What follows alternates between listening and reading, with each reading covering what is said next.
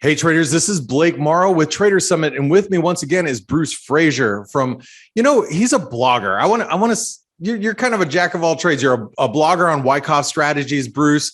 You do the weekly chart power charting program on StockChartsTV, and also you do some blogs for them. So it's really great to see you. It's great to be with you, Blake. And with all the stuff I do less than half of what you do. Well, I don't know. I don't know. You're pretty much in your charts as about as much as I've met any other person. So I'm excited to see them. But before we get into your charts and what you're looking at, I got to ask you, how have you been managing volatility? I mean, the last time we spoke which was a couple months ago. The markets got walloped. The NASDAQ was down over 20%. S&P reached down 20% plus intraday. We were below 4,000. Did you get caught up in that volatility, or how did you manage it? Well, we do an awful lot with estimating price projections with point and figure analysis. That's very much very old Wyckoffian used tool.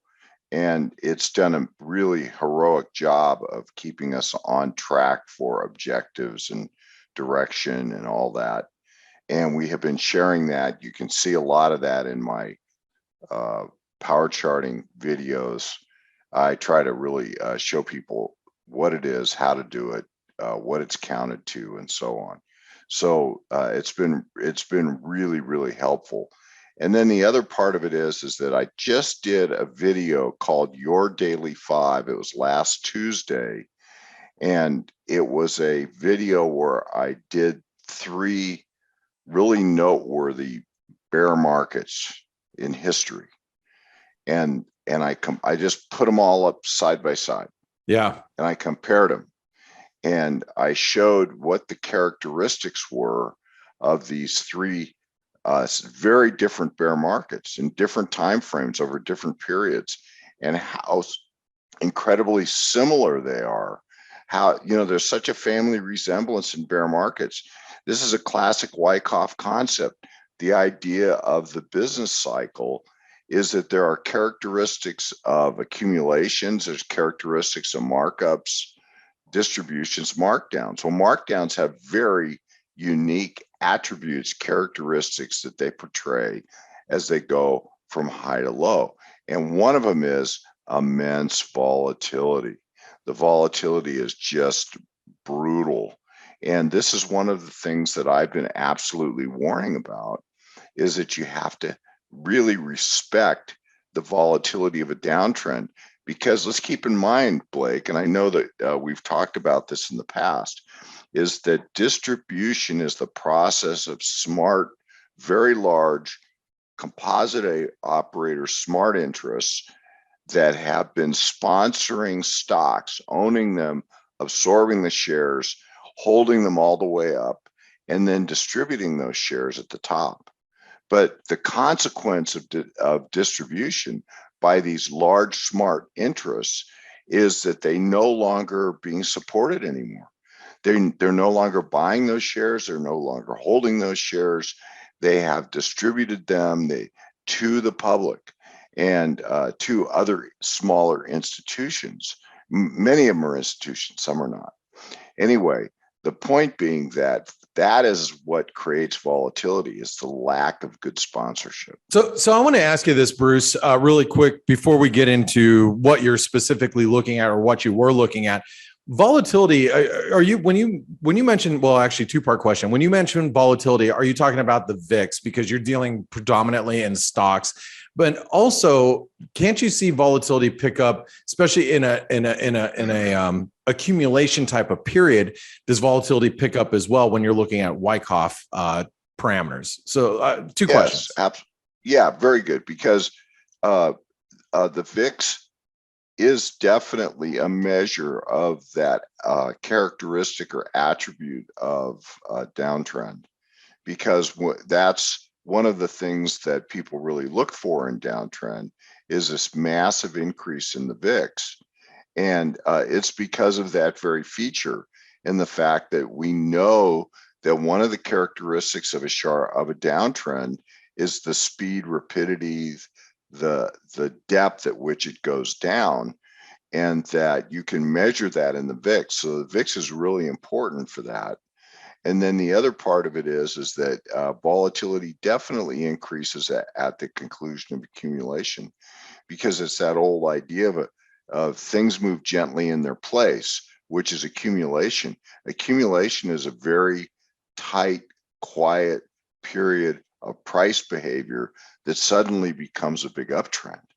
And this uptrend has a characteristic of volatility, not the volatility you see in a downtrend, but the volatility is definitely there.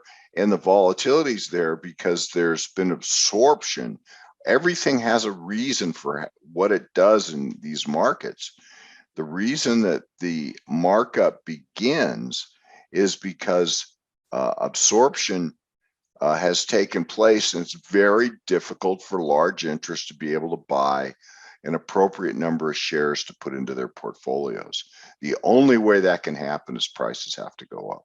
All right. Well, let's take a look at the things that you were looking at as the market has shifted gears, obviously between the time that we last spoke and most recently, just over the last couple of weeks. Love to see how you were deciphering the market and the cues that it was giving you. Okay, well, let me see if I can get to this. Yeah. This is, can you see this okay? Yeah, that's a nice DeLorean. I do see it. Somebody just sent me this the other day. I'm old enough to have remembered the first DeLorean. Of course. Who hasn't seen Back to the Future? and I had a bunch of friends that ordered them and bought them when they first came out. Oh, geez. Wow. Yeah. And so here's this a beautiful car, absolutely gorgeous car. What do they weigh? Like 8,000 pounds? It looks like it, doesn't it? But they fly. They just sure. Fly. Yeah. And but anyway, Back to the Future with Blake. So anyway, there we go. And but see, there's a reason for this, because I want to start here, and that is, and I'll go very quickly. We have very little time. And this is Consumer Price Index over here. And this is just a chart of the Consumer Price Index cumulatively over time. It's a complete disaster. Let's not talk about it. Anyway, over here, this is what's happened to CPI since 2020, which is just a moonshot. And over here, let's go back to the Future. Here's Back to the Future right here. This is the first DeLorean launch right here. And then, but you can see that inflation had been going up for a while. But I want this black line as interest rates. This is 3-month T-bill rates. Now, notice the difference of what's been going on. When interest rates got super high back here in 1980, 81, 82, when Volcker basically slayed inflation, he got interest rates above the inflation rate.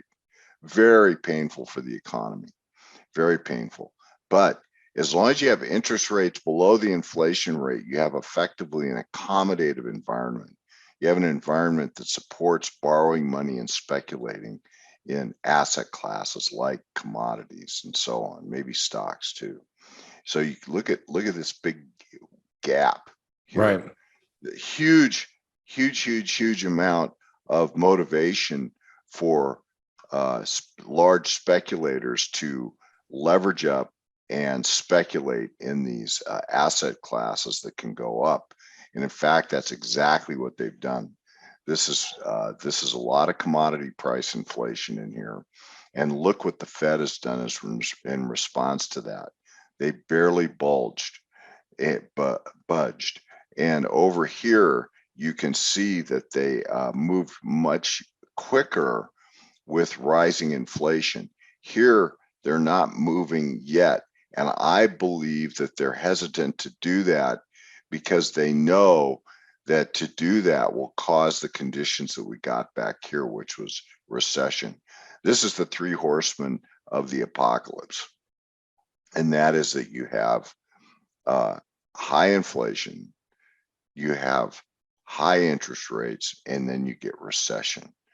And so here This is a chart that I did, very controversial chart of the point figure analysis of consumer price index.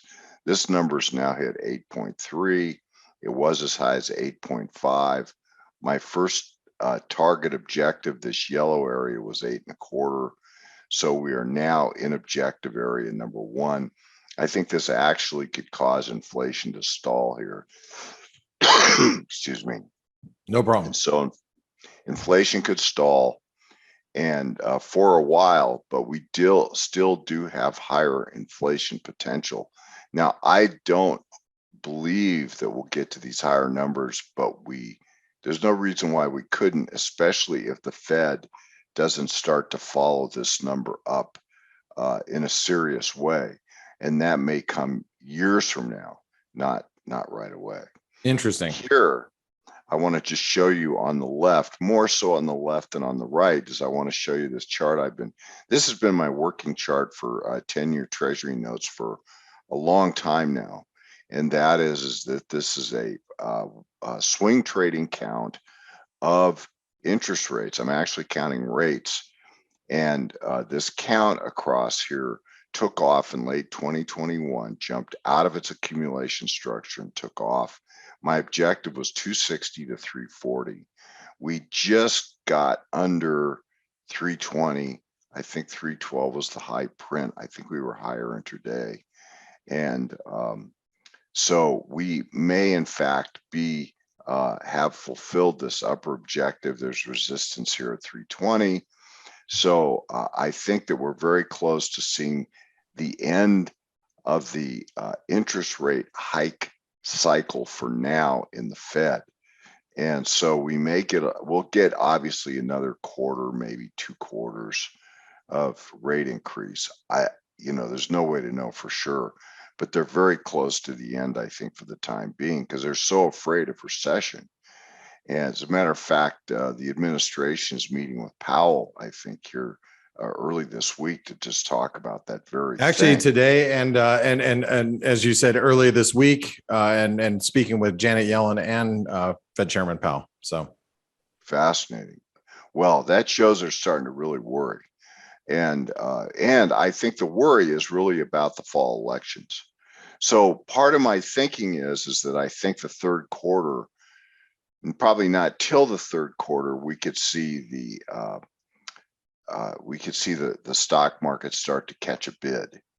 And so this goes maybe specifically to your question about the volatility that we've had and what we've been doing about it. We could actually see the first signs of trouble off of what we call this preliminary supply point and this decline off of that, because this was the first important decline that we'd had in this really good uptrend. And this showed us with volume that there was supply present. That's a classic Wyckoff concept. Now, momentum continued to take hold and took prices higher, staying in the channel, went up, had a buying climax. Look at this incredible run up here with an acceleration back into the channel, buying climax, and then it just stalls, has an upthrusting action, which is an absolute sign of exhaustion because it upthrusted, could not hold the upthrust and keep going, came down, had a test. That's and very Bruce, common. Can I ask really quick? Is that upthrust? That is a characteristic of a distribution pattern. Is that correct? Absolutely. Yes. Okay. Very good. Because Blake, the thing about an upthrust is that it in the term that we use, there's lots of upthrust. Well, an upthrust after distribution means that distribution took place before the upthrust occurred, which means that the selling is about done. Okay. So the selling by the large interest is very close to conclusion. And so look what the response to that upthrust was. So look, I'm going to say this just because I'm a technician and I love what you do. Automatically, you know what I did is my eyeballs drew to the Qs down below. And I started putting two and two together, thinking, "Hey, man, did we just get a down thrust in the Qs down below?"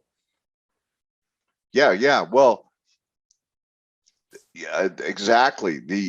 So we'll go right to that. Yeah, sure. So anyway, I just, my eyeballs just automatically go to that. So well, it just shows your bias. No, I'm totally okay. kidding. Okay. You got me red-handed. I'm kidding. So anyway, the thing over here on the right, these are last points of supply, Okay. and they complete the distribution. The distribution arguably goes all the way across. We had some really nice green shoots. I document those in power charting episodes down here. So this is a good answer to your question, which was that this was a great opportunity to speculate for a short-term rally, best rally of the year, by the way. And so we had a good rally here, and then it upthrusted these highs here, completed the structure, had a test, and then failed again. So this either here or here represented a great place for short sellers to sell stock. And so I did a little bit of shorting. I don't do as much as I used to, but that was a successful campaign. And now let's get over here to your Qs, because this chart, and I'm sorry I didn't show more of the history, but this downtrend is really pretty darn epic. Yeah, it is. That is that if you look at this from March, Wyckoff draws trend lines on two adjacent highs or lows. Here, this is called reverse use of trend lines. And so we draw this solid line across the bottom. Look at how well it contained the decline. And then we draw the parallel on the intervening high. So here we have this. Well, here's your classic climax and throw under. So this is what we look for at the conclusion of a decline, is we look for climactic behavior and a throw under, which is exhaustion. It's a sign of an oversold market. And then it rallies up out of the channel back, can't come back in again, and then tests it, and now it's rallying again. This is actually through this morning. This is a 2-hour chart. And so even though we have weakness today, there's been a number of green shoots that we've had that have shown up in this area, which are internals, AD lines, stocks above the 50-day, and so on, that have been walking uphill in here and have done quite nicely. So I think that there might actually be a case for the market trying to repair itself. I don't know that we're done making a base, or if we are making a base, but I think that this rally here is an exceptionally good rally in context to everything that's gone on in the decline. So this is a bit of a change of character in my mind in the near term. It really is. And if you think about sentiment has been grossly bearish and so negative over the course of the last few weeks that negative sentiment seems like we're having the opposite effect in the equity markets, at least, in the very near term. So Bruce, this is all such great chart work that you've put together for us. And like, it's, to me, I think the Wyckoff accumulation distribution is such a powerful strategy for people to incorporate into what they do. Oh, thank you so much, Blake. And it's such an honor to be a part of your community, and I really enjoy it very much. And we appreciate having you here. A great team of people. Here's just some sentiment numbers that we can close on. Yeah. This is interesting. Fear and greed. Everybody can go get this. CNN Business. Just search for fear and greed index, and the number goes from 0 to 100. And doesn't get much lower than 8. So I think the number actually hit 6, and here's the COVID low. I think it got down to 3 or something, but the number was so tremendous negative sentiment into these lows, which is I think a very interesting juncture, and also in the face of green shoots in the internals of the market. I think we have to really be on our toes for the possibility that there could be more attempt to rally, and also the fact that most people don't believe it could happen.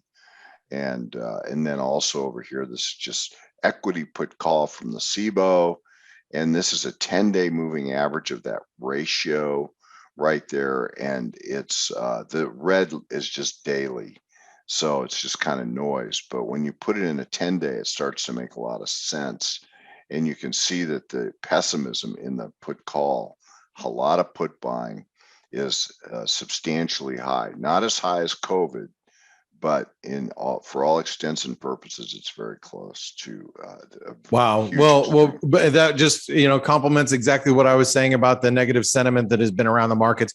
So Bruce, I really enjoy your work. I enjoy having you part of the Trader Summit community and being able to publish your work here. But if I want more Bruce Fraser, how do I follow you and what you do every day? Well, I am on Twitter. I'm not the most active guy on Twitter, but maybe that'll change in the future. I do my weekly show, Power Charting, on StockChartsTV. And then also I do a weekly webinar series with Ramon Bogomazov, where we cover all the markets every Wednesday. And we just did a free one. If you go to wyckoffanalytics.com, they can go to that, just right to the homepage, and they can open that up and watch it and see what we do every week. Well, I'm going to have to be more. I'm going to have to be more active with you over here, Bruce, just to get more content from you for the Trader Summit community. So I want to say thanks for joining me today, and we'll look forward to our next meeting. Thank you, Blake. It's always great to be with you, and have a great week. All right, you too. Thank you. Take care, everybody. Hey traders, Blake Morrow here. Thanks for stopping by our YouTube channel. Don't forget to like, share, and subscribe to our channel. Also click the bell notifications so you do not miss any of our market-related trading analysis from some of the leading industry experts. Thanks for stopping by. We'll see you in the next video.